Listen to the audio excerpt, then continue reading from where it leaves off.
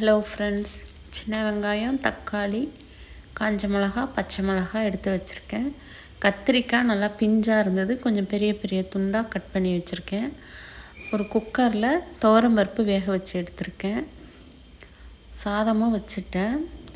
இதுக்கு பேஸ்ட்டுக்கு தேங்காய், ஜீரகம், தண்ணி விட்டு கொஞ்சம் கோர்ஸாக பேஸ்ட்டாக அரைச்சி எடுத்துக்கலாம். இந்த கூட்டு இட்லி, தோசை, சாப்பாட்டுக்கு எப்படி நல்லாயிருக்குமோ அது மாதிரி இட்லி, தோசைக்கும் ரொம்ப நல்லாயிருக்கும். ஒரு குக்கரில் எண்ணெய் விட்டுட்டு கடுகு, உளுத்தம் பருப்பு போட்டு தாளிச்சிட்டு அது பொரிஞ்சோன்னே அதை எல்லா காயும் எடுத்து போட்டு உப்பு போட்டு பருப்பு தண்ணியும் போட்டு மிக்ஸ் பண்ணிவிட்டு ஒரு 2 விசில் விட்டு எடுத்துக்கலாம். இதுக்கு காரம் இந்த பச்சை மிளகாவும் காஞ்ச மிளகா மட்டும்தான்.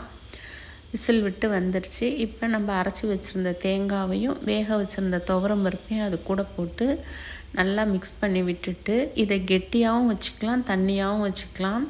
நான் அன்றைக்கி கொஞ்சம் தண்ணியாக தான் வச்சுருந்தேன். மத்தியானம் சாப்பிட்டுட்டு நைட்டுக்கு இட்லி, தோசைக்கு வச்சுக்கலாமே அப்படின்ட்டு நம்மளுக்கு தேவையான அளவு கன்சிஸ்டன்சி வர்ற வரைக்கும் அதை கொதிக்க வச்சு எடுத்துக்கலாம்.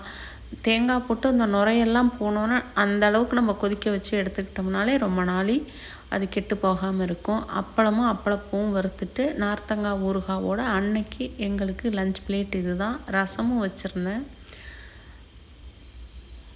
தேங்க்யூ. தேங்க்ஸ் ஃபார் வாட்சிங்.